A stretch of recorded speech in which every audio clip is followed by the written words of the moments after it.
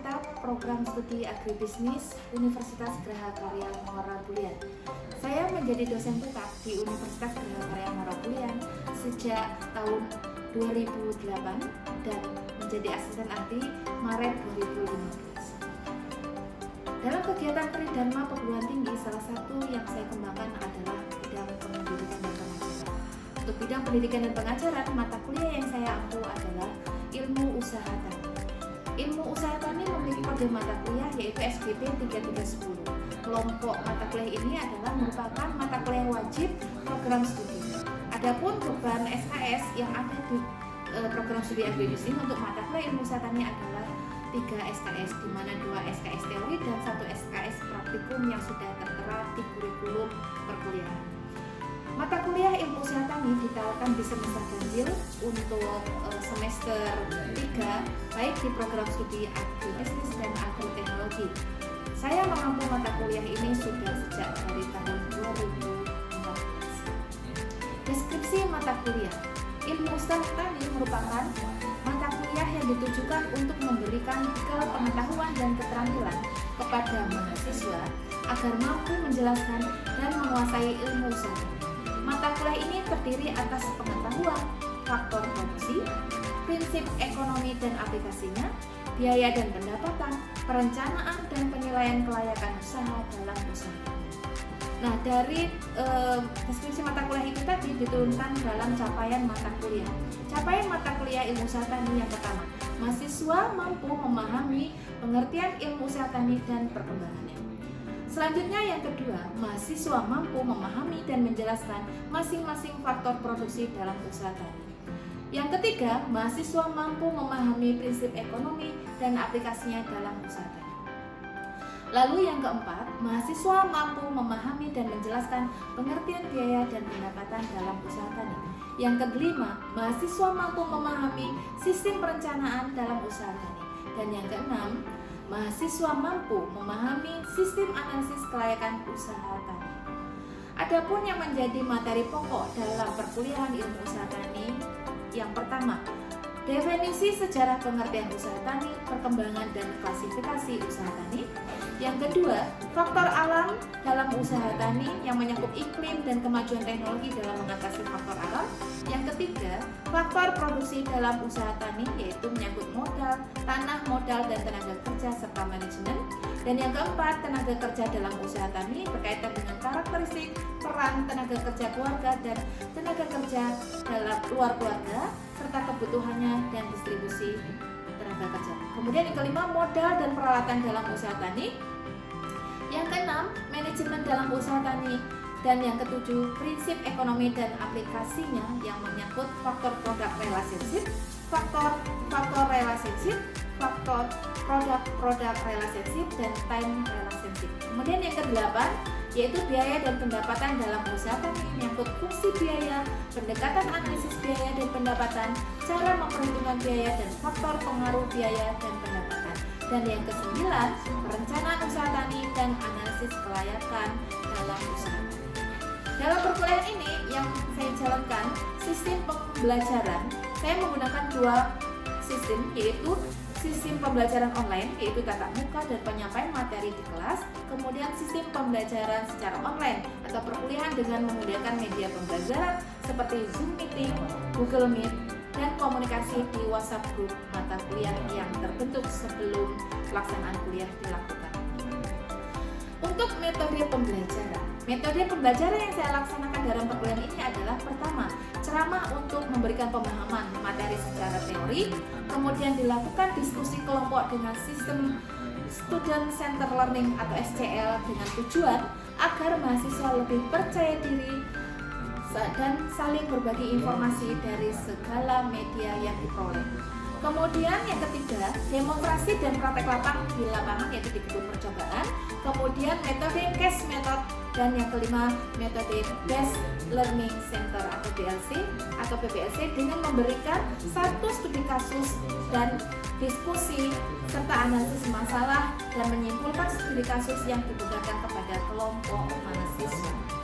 Untuk bahan ajar yang saya gunakan dalam perkuliahan ini yang pertama RPS yaitu rencana perkuliahan semester master yang sudah saya susun sebelum perkuliahan dimulai, yang disetujui oleh Kepala Prodi dan bagian akademik pendidikan universitas.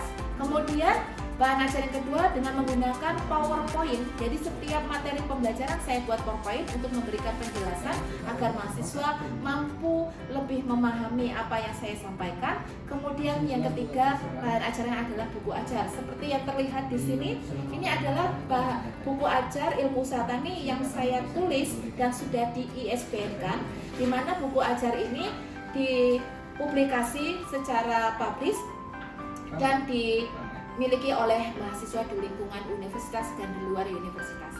Nah, untuk sistem penilaian pada perkuliahan ini, sistem penilaian saya ambil dari dua bagian. Yang pertama, 50% dari teori, di mana komponennya 10% dari aktivitas, kemudian 20% tugas, 30% UTS, dan 40% ujian akhir semester. Untuk kegiatan praktikum, 50%-nya terdiri dari 10% aktivitas, 20% tugas, 30% laporan praktikum, dan 40% ujian praktikum. Dari dua komponen ini nanti akan ditotalkan menjadi nilai akhir mahasiswa. Untuk informasi nilai yang sudah saya buat yaitu memberikan informasi kepada mahasiswa berapa nilai yang sudah mereka hasilkan, yaitu melalui media WhatsApp grup mata kuliah, kemudian info mading di kampus. Jika ada mahasiswa yang mengalami kegagalan di dalam pelaksanaan perkuliahan dan nilai akhirnya gagal, maka saya berikan kesempatan untuk remedial. Nah, mungkin itu yang dapat saya sampaikan dalam penjelasan deskripsi diri saya dan di penjelasan mata kuliah yang saya ampu. Lebih kurangnya saya mohon maaf, dan sebelum saya tutup ada semboyan bahwa tidak usah takut gagal, bekerjalah semaksimal mungkin dan percayalah bahwa semua jerih payah kita akan diperhitungkan oleh Tuhan. Dan yang kedua, sukses itu bukanlah suatu kebetulan, karena ia terbentuk dari kerja keras, ketekunan, pembelajaran, pengorbanan, dan yang paling penting yaitu cinta akan hal yang sedang atau yang akan kita lakukan. Untuk video pembelajaran atau perkuliahan selama di kampus, proses pembelajaran dan diskusi di kelas itu bisa dilihat pada video berikut. Demikian dari saya, lebih kurangnya mohon maaf. Saya akhiri. Assalamualaikum warahmatullahi wabarakatuh. Assalamualaikum warahmatullahi wabarakatuh. Waalaikumsalam warahmatullahi wabarakatuh. Selamat siang mahasiswa semuanya. Siang. Apa kabar semuanya? Baik. Yakin dengan keadaan baik ya? Baik. Pada kesempatan hari ini kita lanjutkan perkuliahan kita di mata kuliah Ilmu Usaha Tani, Program Studi Agribisnis dan Agroteknologi, Universitas Geraha Karya Muara Budian. Dan masih dengan dosen yang sama, saya Ibu Sophia SPMSI. Melanjutkan perkuliahan kita di minggu yang kemarin, kita akan bahas tentang faktor produksi. Dari jumlah mahasiswa hari ini yang hadir, ada yang tidak hadir? Ada Bu, Iya. ada 3 orang yang tidak hadir. Iya, siapa? Ahmad Wiyanto, Ayu Indrawati, Firman Syah. Oh iya. Kenapa beliau tidak hadir? Jadi ada kesibukan. Oh, berarti izin ya. Izin. Baik. Nah, bagi mahasiswa yang hadir hari ini, saya ucapkan terima kasih dan marilah kita sebelum memulai perkuliahan sama-sama berdoa menurut agama dan kepercayaan masing-masing. Berdoa dimulai. Berdoa selesai. Nah, harapannya dengan mengucapkan doa dan awal perkuliahan ini, semoga apa yang kita pelajari hari ini mendapatkan keberkahan dan manfaat bagi kita semua. Amin ya. Baik, di materi hari ini Ilmu Usaha Tani, judulnya adalah faktor produksi ya. Adapun yang diharapkan setelah perkuliahan hari ini adalah mahasiswa mampu menjawab dan menjelaskan kembali definisi dari 4 faktor produksi. Kemudian mahasiswa juga diharapkan mampu memahami dan menjelaskan kembali masing-masing peranan dan arti penting dari faktor produksi dalam usaha tani. Nah, faktor produksi ya, ada beberapa pendapat bahwa di dalam kajian faktor produksi itu ada yang sifatnya mutlak dan tambahan. Faktor produksi mutlak dalam proses usaha tani itu ada 3 ya, yaitu modal, tenaga kerja, dan tanah, modal dan tenaga kerja. Itu dari pendapat ahli yang pertama, bahwa faktor produksi mutlak itu hanya ada tiga, yaitu apa? Tanah, modal, tenaga kerja. Ya, itu. Kemudian ada pendapat yang kedua, bahwa dalam ilmu usaha tani itu faktor produksi ada 4 faktor. Nah, faktor yang pertama yaitu tanah, kedua modal, ketiga tenaga kerja, dan manajemen. Nah, kedua pendapat ini bukan menjadi suatu perbedaan, tapi bisa dipakai keduanya ya, bahwa dalam ilmu usaha tani ini faktor mutlaknya ada 3, yaitu tanah, modal, dan tenaga kerja. Kemudian ada faktor pendukungnya, yaitu manajemen. Jadi ada 4 faktor produksi yang dapat kita kaji. Nah, kemudian ada perbedaan faktor produksi dengan sarana produksi. Kalau tadi sarana produksi adalah segala sesuatu yang diciptakan untuk melanjutkan kegiatan usaha tani. Sarananya apa? Bibit, pupuk, obat-obatan, dan tenaga kerja tadi. Ya. Kalau faktor produksi yang mutlak tadi ada berapa? 4 ya. Nah, faktor produksinya itu apa? Tanah, modal, tenaga kerja, manajemen. Jadi 4 itu. Nah, kalau mutlak artinya itu harus A. Kalau sarana tidak ada salah satunya, tetap berjalan usaha tani. Begitu ya. Jadi yang namanya mutlak itu harus A. Yang 4 tadi ya. Oke. Nah, usaha tani itu merupakan kegiatan mengelola aset, yaitu suatu kegiatan untuk menghasilkan produk dengan mengelola faktor produksi yang sedemikian rupa tadi. Mengorganisir sarana produksi pertanian dan teknologi dalam usaha menyangkut bidang pertanian, baik dalam lingkup skala yang kecil. Kalau usaha tani itu yang skup modalnya kecil, ya misalnya usaha tani padi, usaha tani jagung, usaha tani ayam buras, usaha tani kacang panjang. Nah, itu hanya dalam lingkup yang kecil. Baik, faktor produksi tadi ada 4. Yang pertama, yuk lanjut. Nah, faktor produksi yang pertama adalah tanah. Nah, faktor produksi tanah itu terdiri dari beberapa faktor lainnya seperti kita kaitkan ya, tanah itu merupakan media untuk bercocok tanam. Dalam kegiatan usaha tadi pastinya diperlukan faktor utamanya adalah keberadaan tanah, tingkat kesuburan tanah, luas lahan tanah yang digunakan, itu juga akan mempengaruhi keberhasilan di dalam pelaksanaan usaha tani. Nah, keterkaitannya apa yang perlu kita pelajari di dalam faktor tanah itu, yaitu ketersediaan air, temperatur udara, ya, temperatur iklimnya, sedikit cukupnya sinar matahari, dan kelembaban suhu ya gitu. Nah, keberadaan faktor produksi tanah itu tidak hanya dilihat dari segi luas atau sempitnya saja. Kalau berpikiran bahwa semakin luas lahan atau tanah yang dikelola, maka usaha taninya semakin bagus gitu ya. Tapi itu tidak ya. Tetapi harus dilihat dari segi lain, seperti apa? Jenis tanahnya seperti apa? Apakah tanah pozolik merah kuning, apakah dia tanah gambut, dia subur atau tidak. Nah, itu harus diperhatikan. Macam penggunaan lahan, nah itu apakah dia tanahnya masuk ke dalam kategori tanah sawah, kemudian tanah tegalan, atau tanah gambut.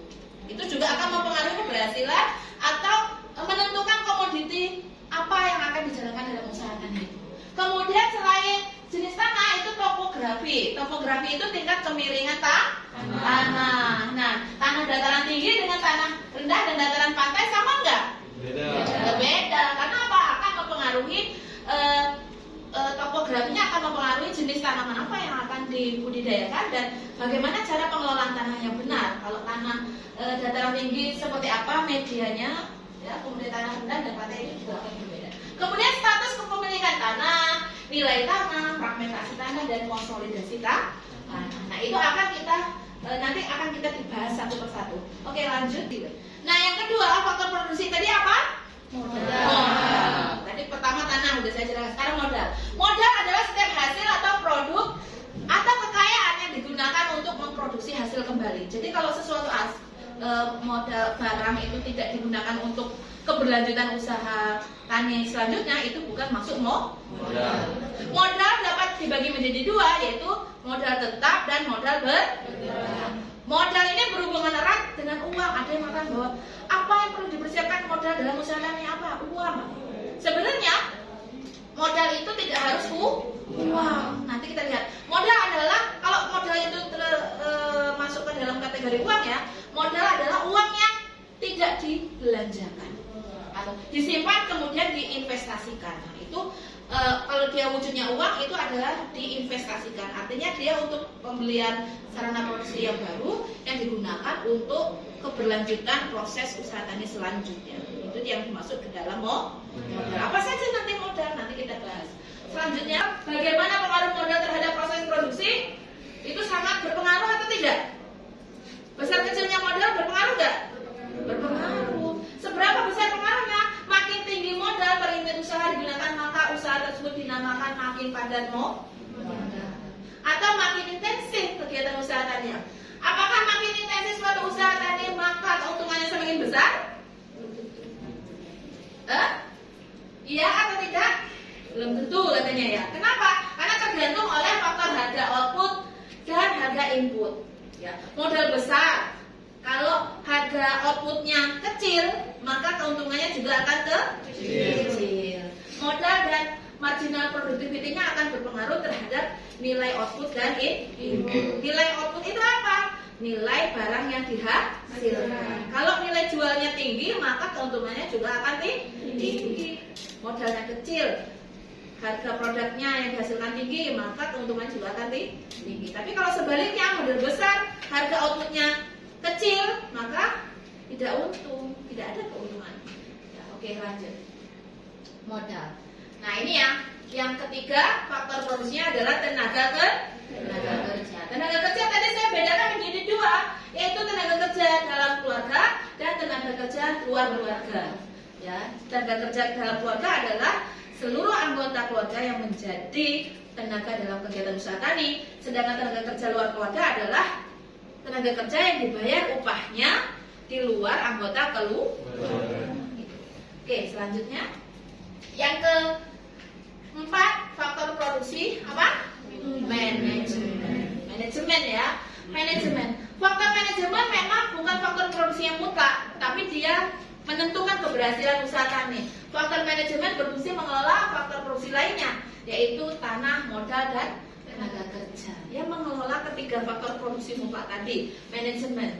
Manajemen akan berpengaruh langsung pada produksi. Ya, karena apa? Ini terjadi kalau faktor produksi tidak dikelola secara baik dan benar, maka produksi yang akan dicapai juga akan rendah. Begitu juga halnya dengan efisiensi usaha tani. Kalau tidak tahu cara bagaimana memanage faktor tanah, modal, dan tenaga kerja tadi, maka produksi tidak optimal, keuntungan tidak maksimal, dan keberhasilan usaha tani dipertanyakan, bisa menjadi gagal. Kenapa? Tidak mampu mengelola faktor produksi dengan baik. Nah, itu. Nah, jadi apakah di sini mahasiswa sudah memahami apa yang saya sampaikan berkaitan dengan faktor produksi? Cukup ya. Nah, karena sistem perkuliahan kita hari ini atau yang sudah kita sepakati pertemuan sebelumnya adalah sistem Student Center Learning, SCL namanya, yaitu pusat pembelajaran ada di mahasiswa. Nah, di awal sudah saya jelaskan berkaitan dengan faktor produksi. Untuk lebih memahami ini, mari kita berdiskusi yang pada kesempatan hari ini akan disampaikan oleh kelompok 1 yang beranggotakan Rodia, Ayu, dan Aljufrinaldi. Ya, baik, kita berikan kesempatan kepada kelompok 1 untuk memaparkan. Terima kasih, Esti. Silakan kembali ke tempat. Assalamualaikum warahmatullahi wabarakatuh. Waalaikumsalam warahmatullahi wabarakatuh.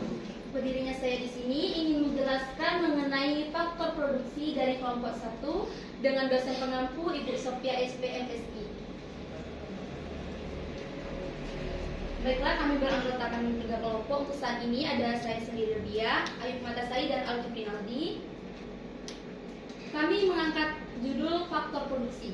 Sebelum saya menjelaskan apa saja itu faktor produksi, mari saya jelaskan apa itu produksi. Di sini produksi adalah setiap proses atau usaha yang menciptakan nilai atau memperbesar nilai suatu barang, atau dengan kata lain pengubahan bahan-bahan dari sumber menjadi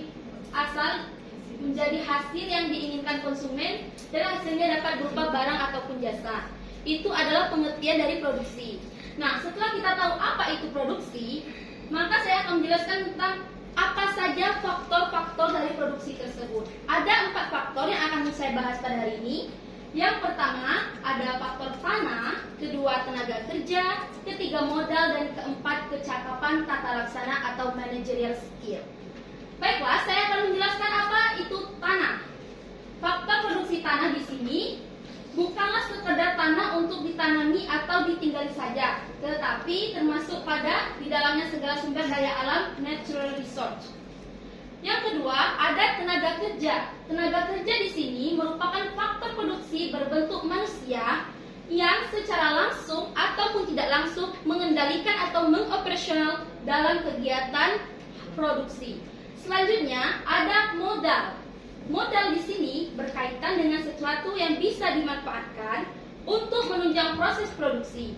Modal bisa berupa uang, perlengkapan, dan lain-lain. Nah, yang terakhir ini ada kecakapan tata laksana atau biasa disebut dengan managerial skill.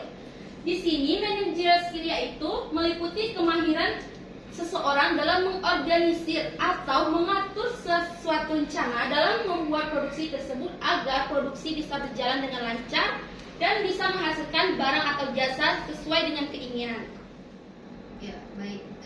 Tadi udah dijelaskan oleh saya materi faktor produksi dan udah ditambahkan penjelasannya oleh kelompok 1, yaitu dipaparkan oleh Radia berkaitan dengan faktor produksi. Nah, maka untuk lebih memahami materi kita hari ini, yaitu faktor produksi, silakan saya berikan kesempatan kepada mahasiswa yang ingin bertanya.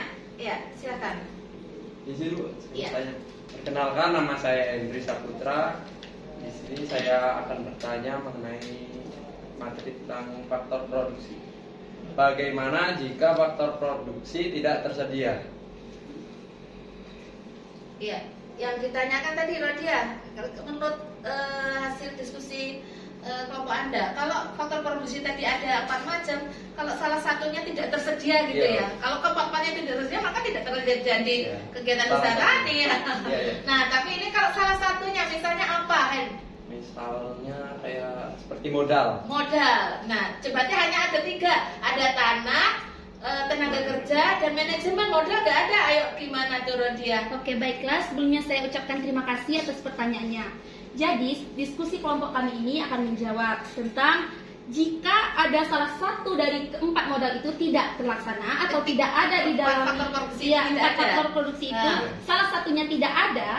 Contohnya tadi seperti modal, bisa hasil produksi itu tetap akan berjalan, tetapi hasilnya mungkin akan sedikit atau kurang sempurna. Tetapi alangkah baiknya jika keempat faktor tersebut tercantum langsung dalam lingkup produksi agar semua tertata dan keuntungan yang kita peroleh juga dapat sesuai semaksimal mungkin. Demikian ya, Hen ya. Iya. Kemudian ada yang bertanya lagi, silakan. Iya, sebutkan nama dan pertanyaannya apa. Perkenalkan, nama saya Sri Indriani. Saya ingin bertanya, faktor apa saja sih yang menghambat kegiatan produksi? Baik. Saya akan menjawab pertanyaan dari Sri Ayu Indriani. Faktor apa saja yang bisa menghambat kegiatan produksi? Salah satu faktor yang sering menghambat kegiatan produksi adalah faktor sumber daya alam, seperti ketidaktersediaannya lahan untuk kita membuat produksi suatu usaha tani. Itu salah satunya. Kedua, ada sumber daya manusia atau tenaga kerja kita yang masih kurang mampu atau minim untuk membuat suatu usaha. Itu yang bisa saya sampaikan. Oke, berarti dari 4 faktor produksi tadi ada tanah, modal, tenaga kerja, dan manajemen. Yang sering menghambat itu faktor alam yang masuk terikut dalam faktor tanah tadi ya. Kemudian tenaga kerja. Tenaga kerja bukan tidak ada jumlah tenaga kerja ya, tapi ketidakpiawaian atau rendahnya skill tenaga kerja itu bisa menghambat berlangsungan kegiatan usaha tani. Begitu ya? Iya. Oke, terima kasih. Baik, beri aplaus dulu. Dari materi hari ini kegiatan perkuliahan kita yang saya harapkan mahasiswa semuanya dapat memahami apa yang sudah saya sampaikan. Kemudian yang kelompok 1 sampaikan, kita sudah berdiskusi. Nah, pada akhirnya materi hari ini semua mahasiswa saya harapkan dapat menyimpulkannya, ya. Oke, kita buat simpulan. Jadi apa yang bisa disimpulkan di sini, Rodia, dalam materi faktor produksi hari ini? Baiklah, di sini saya sudah siapkan kesimpulannya. Keberadaan faktor produksi menjadi hal yang harus dan wajib disiapkan secara matang oleh pelaku usaha dalam perencanaan bisnisnya. Karena apa? Hal itu akan mempermudah pelaku bisnis untuk menyiapkan atau menyusun strategi bisnisnya dalam langkah ke depan. Terlebih, keberadaan faktor produksi juga menentukan kualitas produk atau jasa yang nanti dihasilkan oleh pelaku bisnis tersebut. Baik, sempurna ya. Terima kasih Rodia, silahkan duduk kembali. Dan di sini setelah perkuliahan ini nantinya mahasiswa itu memang betul-betul memahami apa saja itu faktor produksi, bagian dari faktor produksi apa saja, ya. Tadi 4 faktor ya, tanah, modal, tenaga kerja, dan manajemen.